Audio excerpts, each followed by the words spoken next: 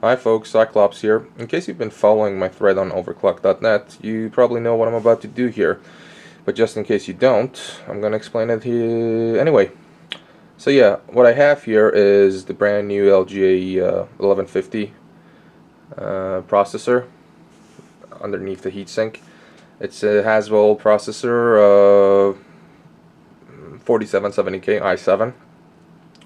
What I'm about to do is basically improve the temperatures and overclockability by swapping the internal TIM, the thermal paste that's between the die and the heatsink. Now, if you guys don't know, back in the day, Intel used to solder their dies to an IHS, or integrated heat spreader. They don't do that anymore since Ivy Bridge, and yeah, I guess you have to do it yourself if you want to get the best overclocks and the lowest possible temperatures. So I'm just going to go over the hardware pretty quickly. We have a Asus Z87 Gryphon board, which is basically a downsized Sabertooth. We have 8 gigs of Corsair DDR3 memory. These are the value SKU. 1333 megahertz, just not performance edition at all, but they work, so I just put them just in case. The processor, as I mentioned, 4770K. We have a Corsair. No, a lot of Corsair stuff here, right? Yeah. That's a TX850, the first revision. 850 watt power supply, plenty enough for what I'm about to do here. The storage is a 64 gigabytes Crucial M4. Again, just sufficient. Cooling is done by an Antec Kuhler 920. I have the USB thingy plugged in so I can control the fan and windows via the software. I think that's pretty much it. And for the TIM I'm using underneath the heatsink, it's from Xigmatek. It's called the Freezing Point G4718. It's a pretty good TIM. I've used it in the past. Yeah, that's pretty much it. So yeah, the Antec Kuhler is running on push-pull with its own stock fans. When I turn them to maximum, they run around 2200 RPM. So yeah, that was just a quick overlook. I think it's a really ghetto setup. Please don't mind the cable management. My systems aren't like that, but yeah. Now we're just going to jump into Windows, and I'm going to show you the overclock options and the rest of it. Okay folks, here's a quick look at the software suite that I'm going to be using to test the processor. So I'm using Prime 95 64-bit version 27.9, which is the latest as of recording of this video. And I'm going to use Windows Task Manager just to see the process load. CPU Z 1.64 64-bit to see the temperatures and core speed or clock speed. Core temp 1.0 RC3. I know there's a new version out, but this will work just fine.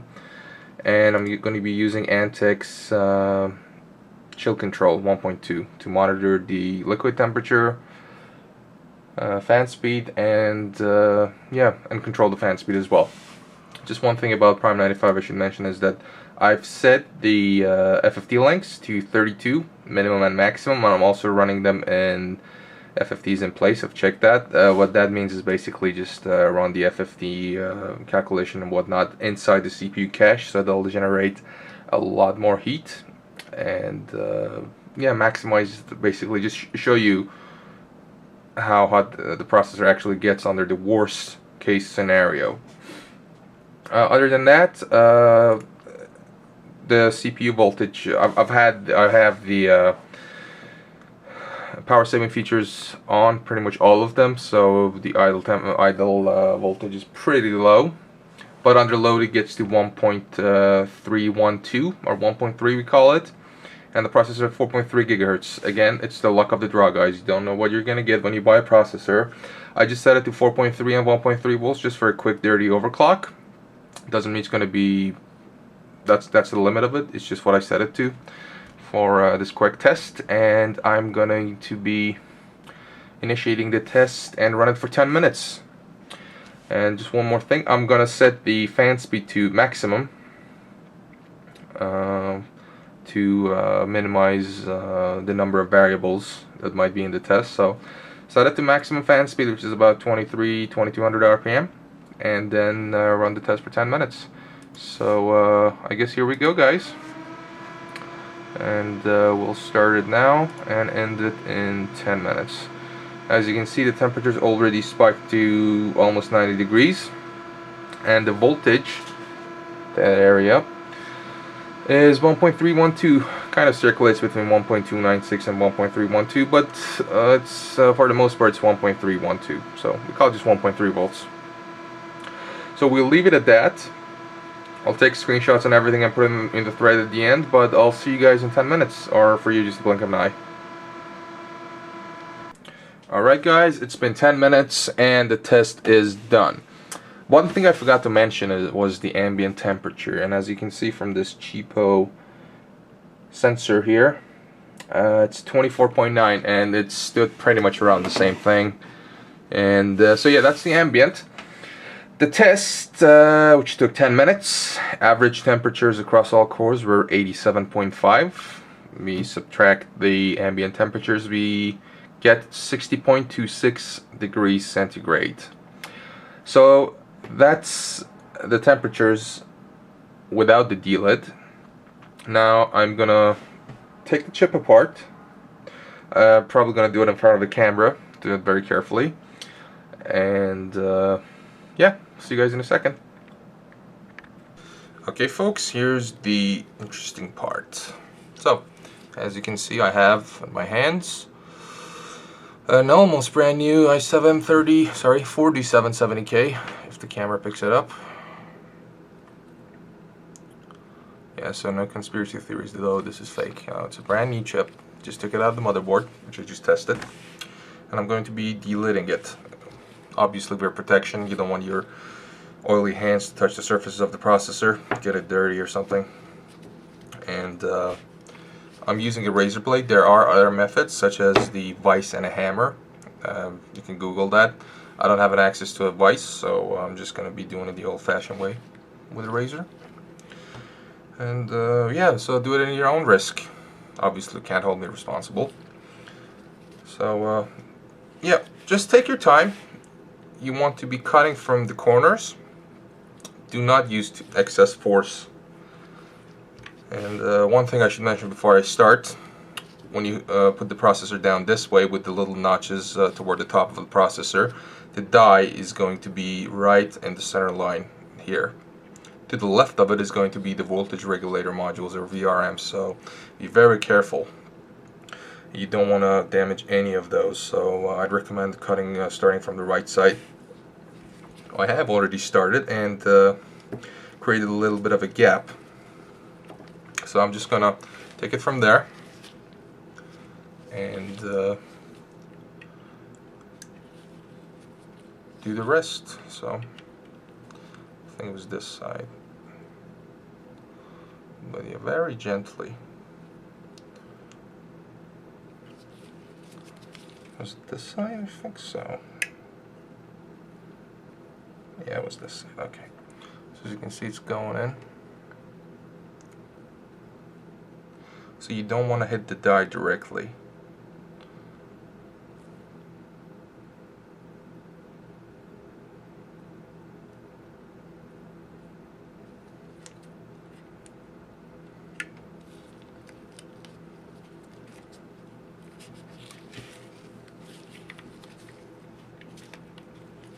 No, this is all held down tight. Oh, let me just put this down. Wow. Ah, well, I guess it'll do.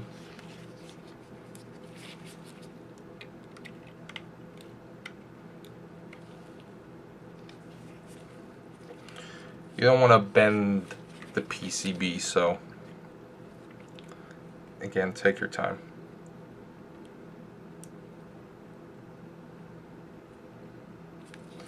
Here we can see it's almost in, and just gently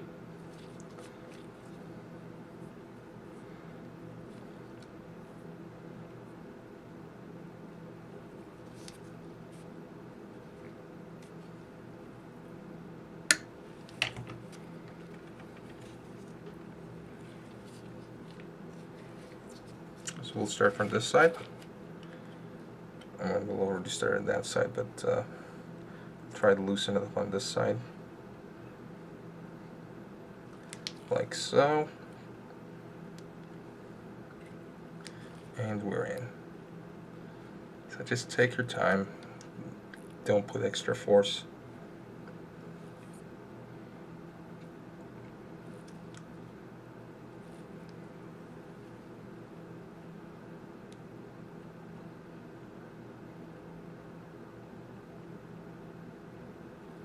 Sorry, I'm not talking much. I'm seriously concentrating right now.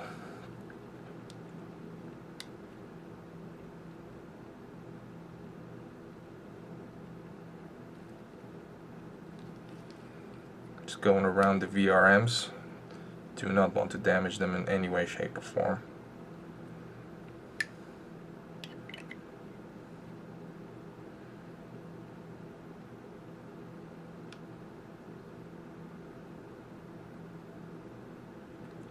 Cutting through the glue.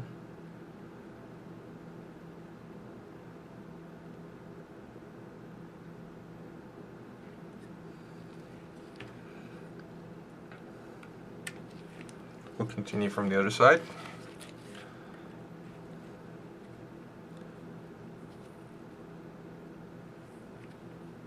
I need to extend the blade a little bit more. Really need more headroom. Hold on.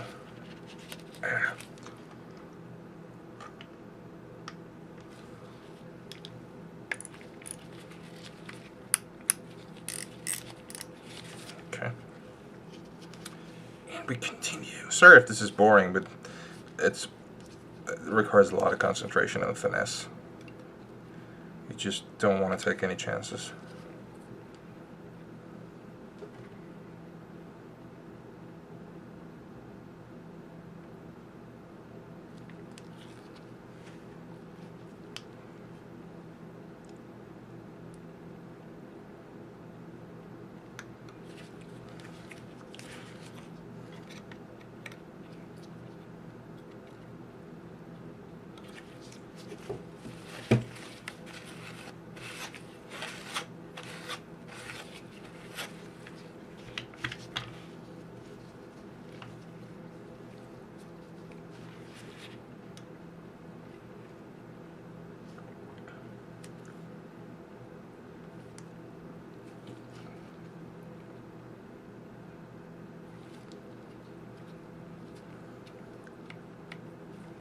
So now we got 3 of the corners kind of free. I'm going to go around the VRMs and cut through the rest of it.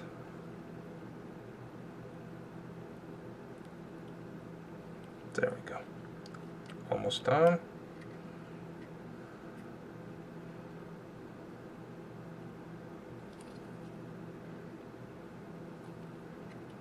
And I think it's about done.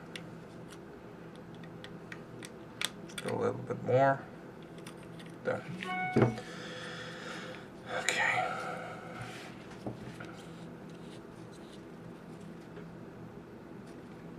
So as you can see,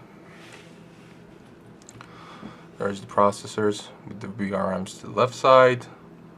I really hope I haven't damaged the chips because I'll be making a massive fool out of myself if I haven't already. Alright, so yeah, here's the heat spreader.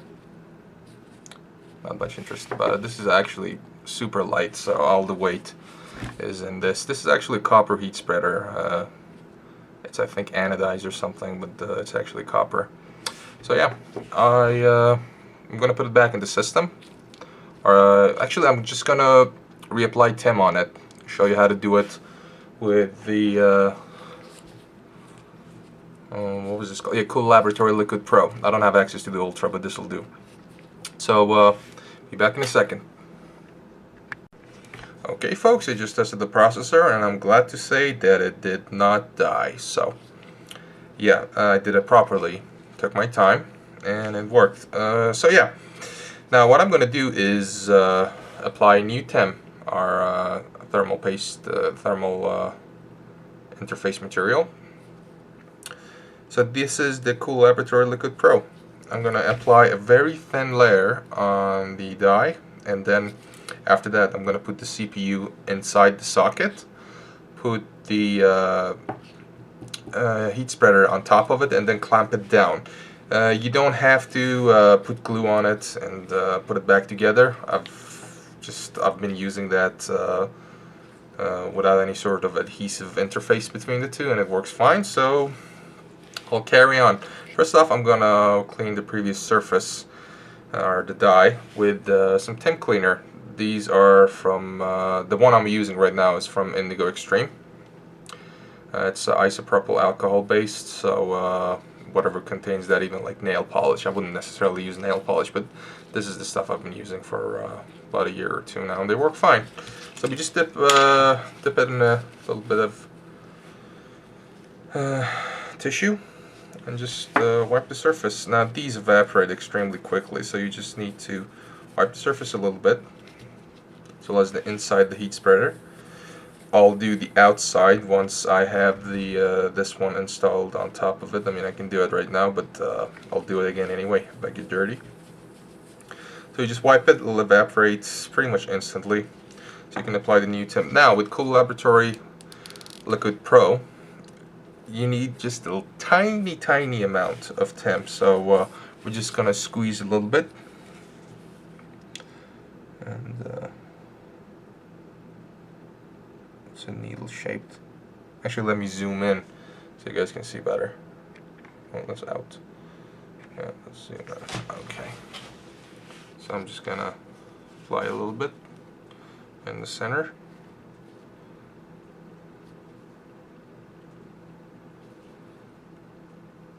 Not too much, not too little.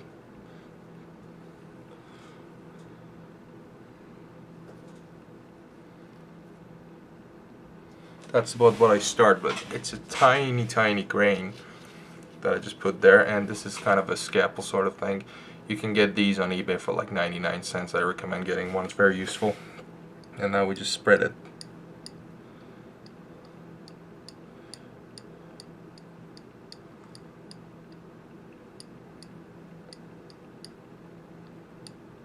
As you can see, it spreads rather magnificently. And I might have to add a little bit more, but seems to be fine just now.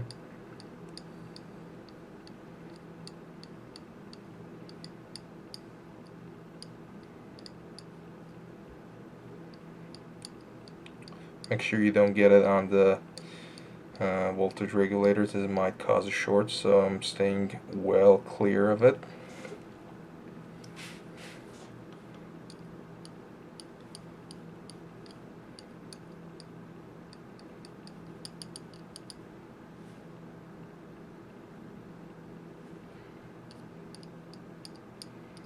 I think I'll add a little bit more, just so I can get an even finish.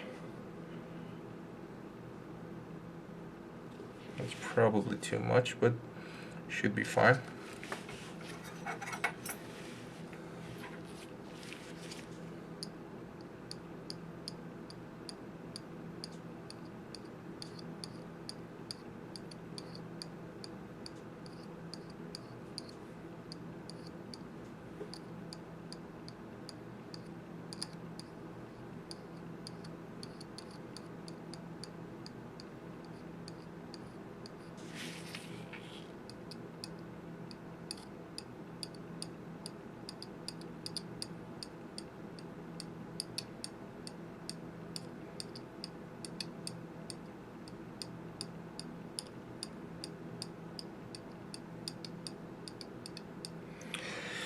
So that's a pretty good coating, and what I'm going to do now is just wipe this thing off in case you want to use it later. So next up, I'll be putting the wafer or the chipset or the actual CPU inside the motherboard socket. I'll put this on top, clamp it down, then just for the sake of consistency, let me zoom out first. This is way too. Oh, zoom out. Okay. I'm gonna be reusing what I used in the first test, some Xigmatek freezing point. upside down, isn't it? Very confusing. Yeah, so Xigmatek freezing point G4718. On top of it, to get the best thermal results, you might, I mean, you have to kind of use the same kind of material as a liquid Pro, but just for the sake of keeping the same thermal paste on the actual heat spreader and just replacing the one that's on the inside, I'm going to use the Xigmatek. I might do a test later where I test liquid Pro on the heat spreader as well, but for now, yeah, that's my cell phone. And another one. Well, that can wait.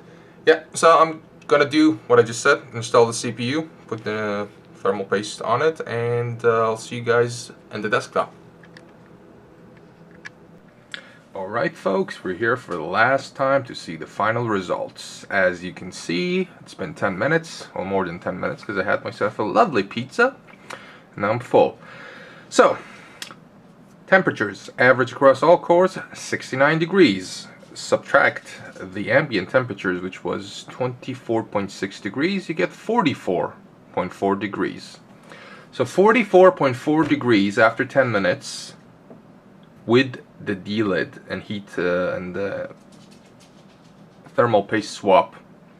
Compare that to the 62.6 with the stock temp.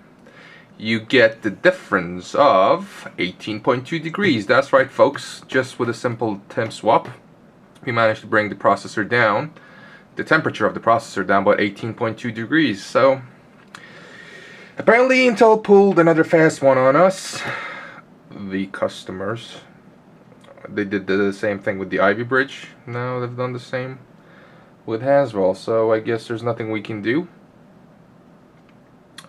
But yeah, that's not really the point of the whole test, really. Just wanted to show you guys that you can drop the temperatures and improve overclockability. So I'm going to have some fun with this system, see how far I can push it. And yeah, doubt I'll be making a video about it, but it'll be my thing to do. So yeah, just as a final treat, we're just gonna restart the system, because I think the boot speed of this system is pretty amazing.